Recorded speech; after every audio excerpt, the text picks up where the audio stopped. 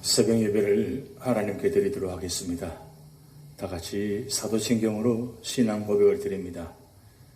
전능하사 천지를 만드신 하나님 아버지를 내가 믿사오며 그 외아들 우리 주 예수 그리스도를 믿사오니 이는 성령으로 잉태하사 동정녀 마리아에게 나시고 본디오 빌라도에게 고난을 받으사 십자가에 못 박혀 죽으시고 장사한 지 사흘 만에 죽은 자 가운데서 다시 살아나시며 하늘에 오르사 전능하신 하나님 우편에 앉아 계시다가 저리로서 산자와 죽은 자를 심판하러 오시리라.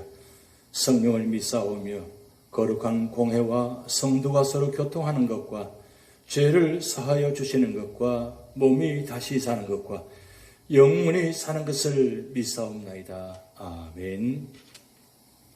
우리 찬송가 540장 주의 음성을 내가 들으니 함께 찬양 드리시겠습니다.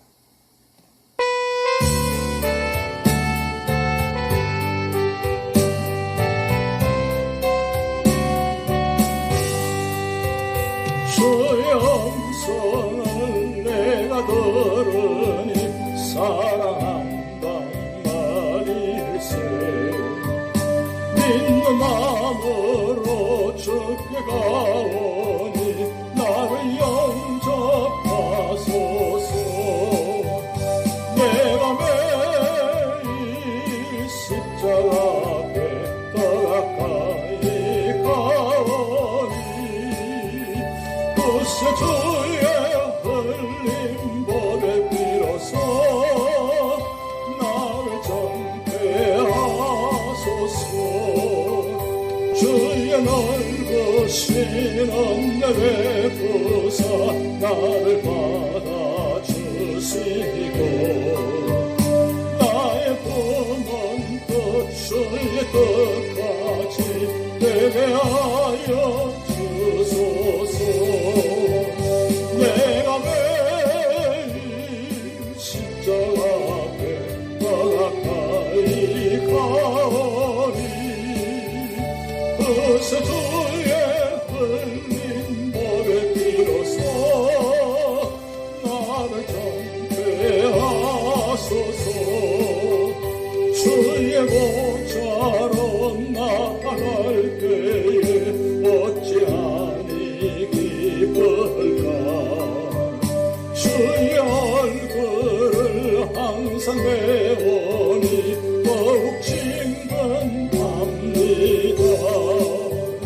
내가 매일 십자가 앞에 더 가까이 가오니 그새 주의 흘린 보배 비로소 나를 정죄하소서. 우리 구주의 넓은 사랑을 정량할 자 없으며 주가 주시는 참된 기쁨도 헤아릴 수 없도다. 내가 매일 십자가 앞에 더 가까이 가오니 그새 주의 흘린 보배 비로소 나를 정죄하소서.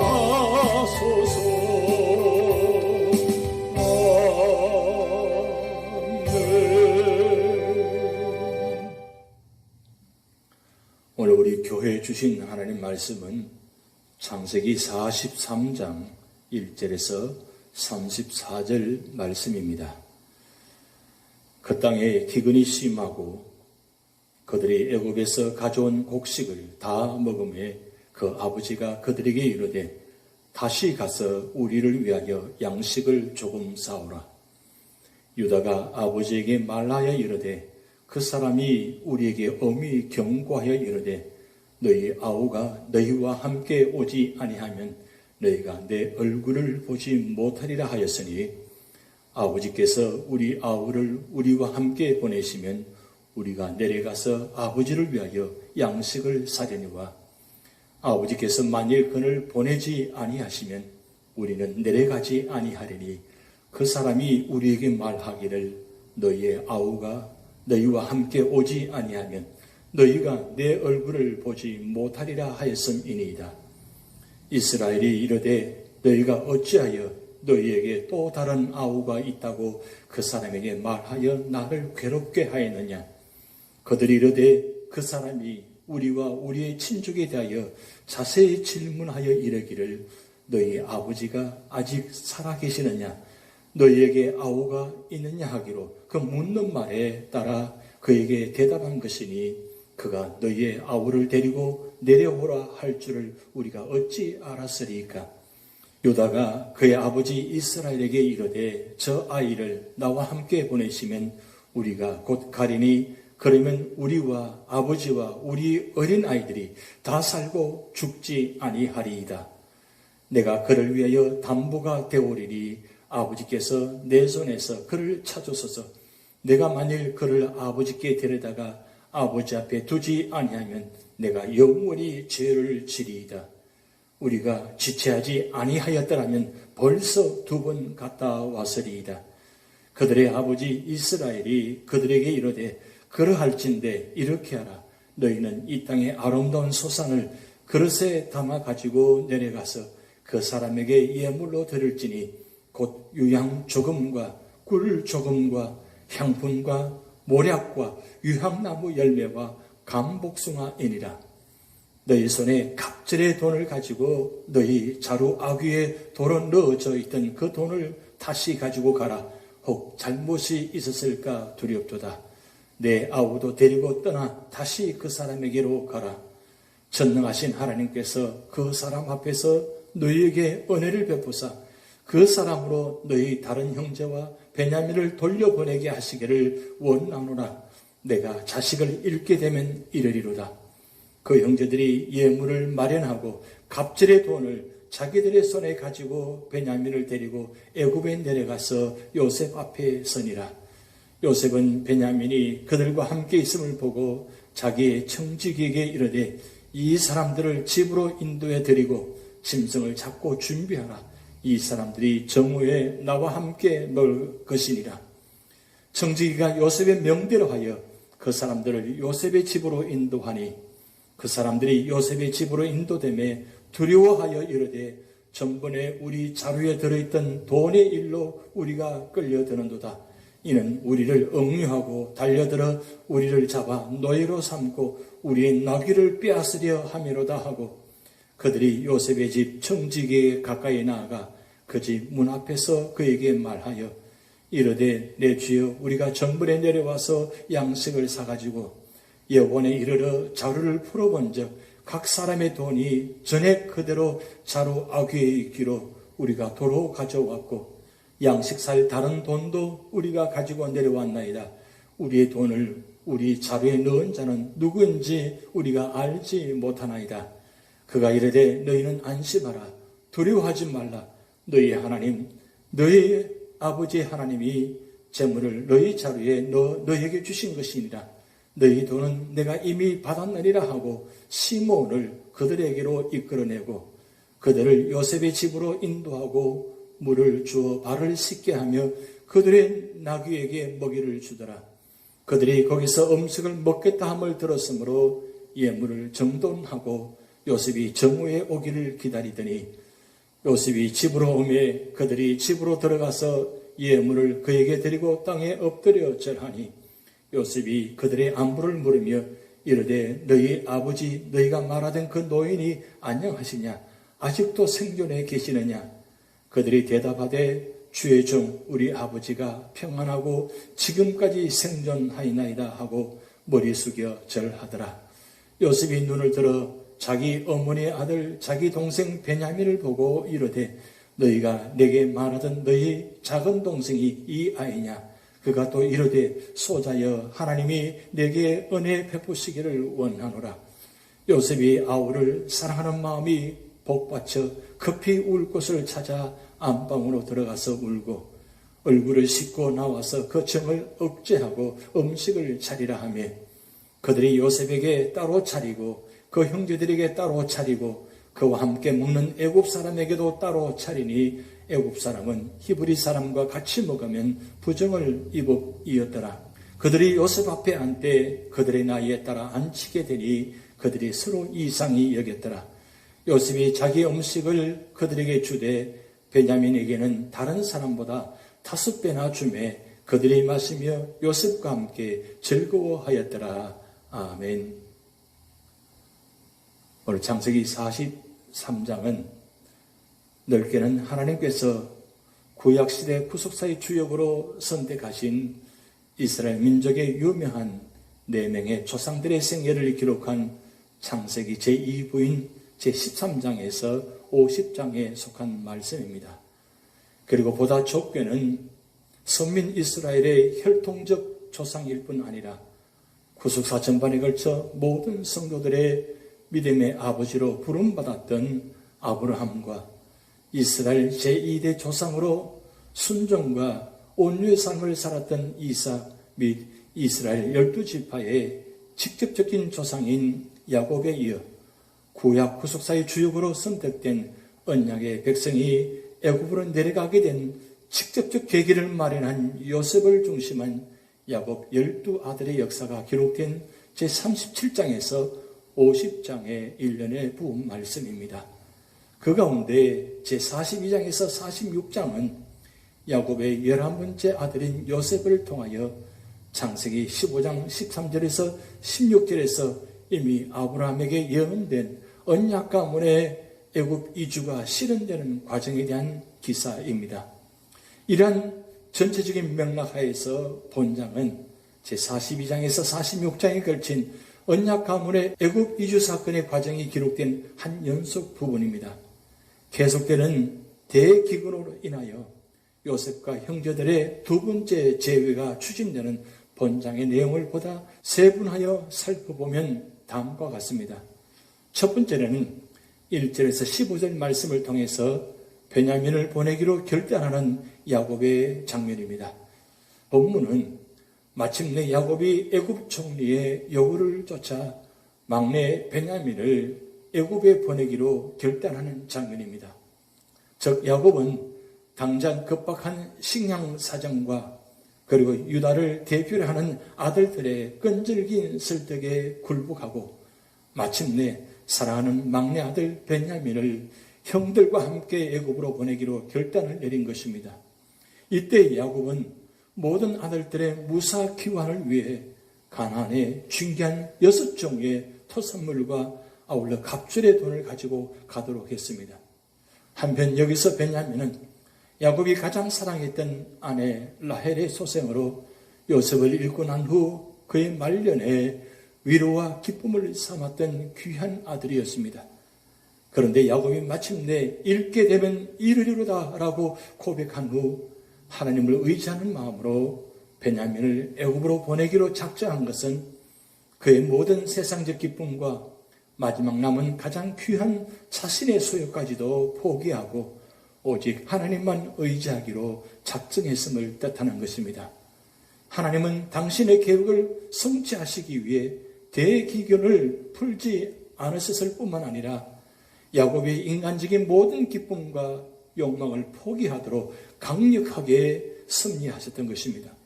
따라서 야곱의 베냐민 포기는 하나님의 뜻으로서 그 결과 오히려 그와 베냐민 그리고 다른 아들들까지 살게 하였으며 궁극적으로는 선한 이스라엘 12공동체를 형성케 하는 결과를 낳게 되었습니다. 결국 이는 죽으면 살리라고 하는 기독교의 역설적 진리를 입증해주는 좋은 예가 되었습니다. 진실로 자신의 모든 것을 버리고 하나님 앞에 빈손 들고 설 때 비로소 놀라운 기적의 역사는 일어나는 법입니다. 두 번째로는 16절에서 25절 말씀을 통해서 요셉의 집으로 인도된 형제들의 장면입니다. 본문은 애굽에 당도한 요셉의 형제들이 요셉의 집으로 인도된 사실과 요셉의 형제들이 자신들에게 닥칠지도 모를 불행한 사태를 예상하며 두려워 떠는 장면을 보도하고 있습니다. 이러한 본문을 좀 더 상세히 살펴보면 다음과 같습니다.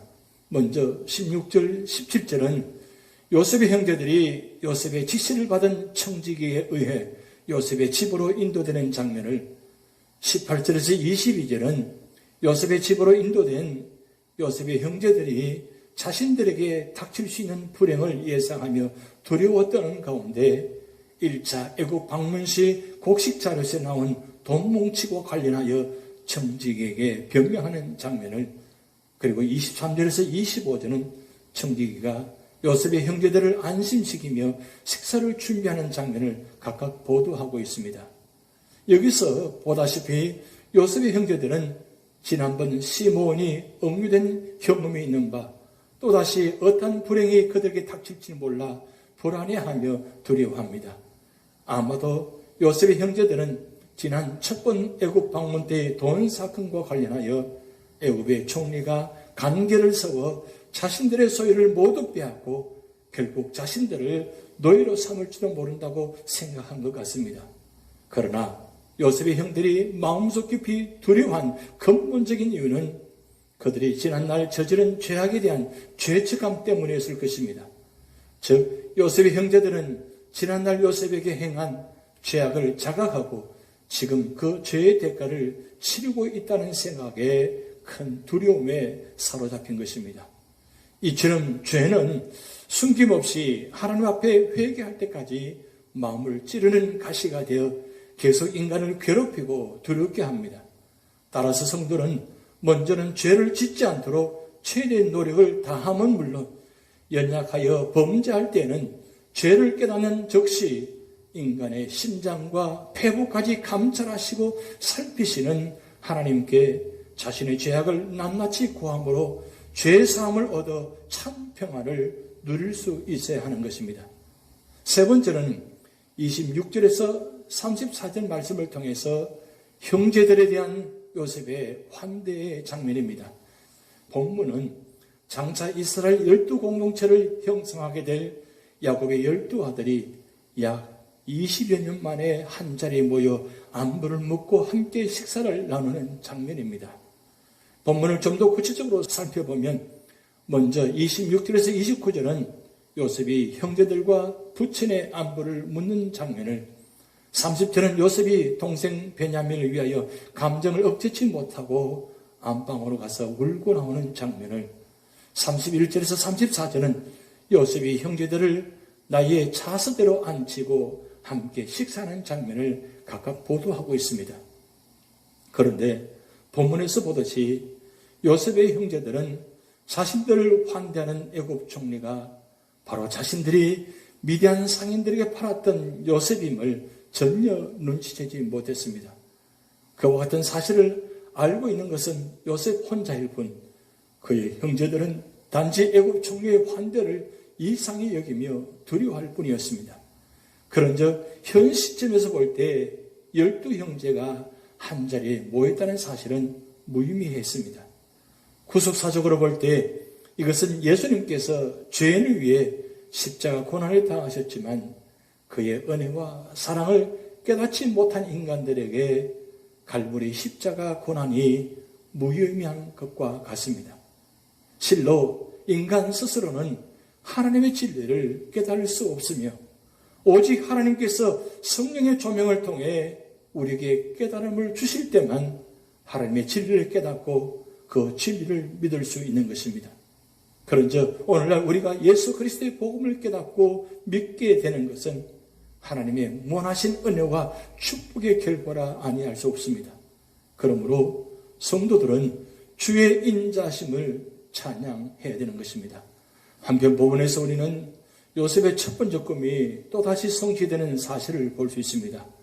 그리고 요셉의 두 번째 꿈 역시 비록 아직 이루어진 것은 아니지만 아비를 대신한 그의 아들들이 요셉을 야곱의 주로 고백했을 뿐 아니라 후일 야곱이 그의 노후를 요셉에게 의탁할 수밖에 없었던 사실들을 놓고 볼 때 그 꿈이 실제적으로 완전히 성취된 것과 다른 모습을 알 수 있습니다. 이처럼 하나님의 계시는 때가 이르면 반드시 인간사 속에 그대로 그리고 구체적으로 성취됩니다. 그러므로 성도들은 최후 대종말과 심판 및 새 하늘과 새 땅에 대한 계시도 때가 이르면 반드시 성취될 것임을 확신하고 그날을 위해 이 땅에서 준비하는 삶을 살아야 할 것입니다.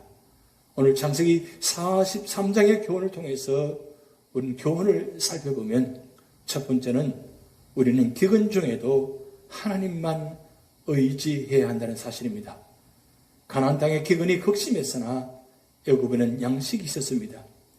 땅의 기근이 심해도 하나님께서는 자기 백성에게 먹을 것과 입을 것을 예비하십니다. 우리는 공중의 새를 먹이시고 들의 백합화를 입히시는 하나님께서 우리의 의식주의 필요를 아시고 주실 것을 믿어야 합니다.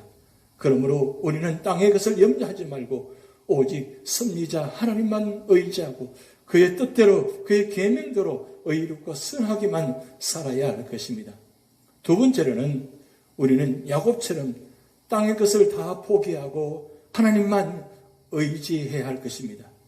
야곱은 가장 사랑하는 막내 아들도 포기했습니다. 주님께서는 마태복음 19장 21절 말씀에 부자 청년에게 내가 온전하고 잘 텐데 가서 내 소유를 팔아 가난한 자들에게 주고 나를 따르라고 말씀하셨습니다. 또한 누가복음 14장 33절 말씀에 제자들에게 누구든지 자기의 모든 소유를 버리지 아니하면 너희 내 제자가 되지 못하리라고 말씀하셨습니다. 그것이 제자의 길이며 그것이 영적으로 온전케 되는 길입니다. 우리는 오직 하나님만 바라보며 믿고 살아야 할 것입니다. 세 번째는 우리는 요셉처럼 원수 같은 형들도 너그러이 용서해야 한다는 사실입니다. 이것이 주님께서 성경에서 교훈하신 온전함입니다.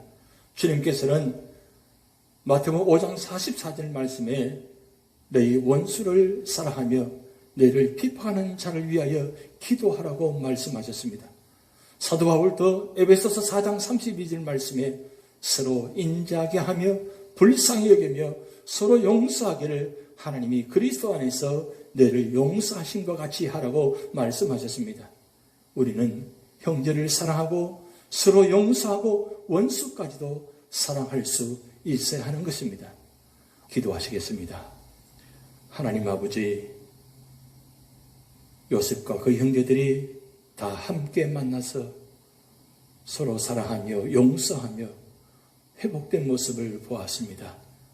22년 만에 아름다운 모습을 보았습니다. 하나님, 오늘 우리 모든 삶의 자리마다 언제나 용서하며 사랑하며 살아가게 하시고 그래서 우리의 모습을 통해서 주님 영광이 드러나게 하시고 모든 자리마다 구원과 평화의 역사가 나타나게 하여 주시옵소서. 오늘도 우리 삶의 자리에 아픔이 있고 고통이 있고 질병이 있고 어려움이 있습니다. 이 모든 것 주님께서 아시오니 성령께서 우리와 함께 하시고 동행하시고 인도하여 주셔서 언제나 믿음으로 승리하게 하시고 모든 것 다 하나님께 맡기게 하시고 하나님 뜻 안에서 하나님 계획을 바라보며 끝까지 인내하며 믿음으로 살아갈 수 있도록 하나님 축복하여 주시옵소서. 오늘의 삶을 주님께 맡기오며 예수님의 이름으로 축복하며 기도하옵나이다. 아멘. 다 같이 주기도문 하시겠습니다. 하늘에 계신 우리 아버지여, 이름이 거룩히 여김을 받으시오며 나라에 임하옵시며 뜻이 하늘에서 이룬 것 같이 땅에서도 이루어지이다. 오늘날 우리에게 일용할 양식을 주옵시고 우리가 우리에게 죄진 자를 사하여 준 것 같이 우리 죄를 사하여 주옵시고 우리를 시험에 들게 하지 마옵시고 다만 악에서 구하옵소서. 대개 나라와 권세와 영광이 아버지께 영원히 있사옵나이다. 아멘.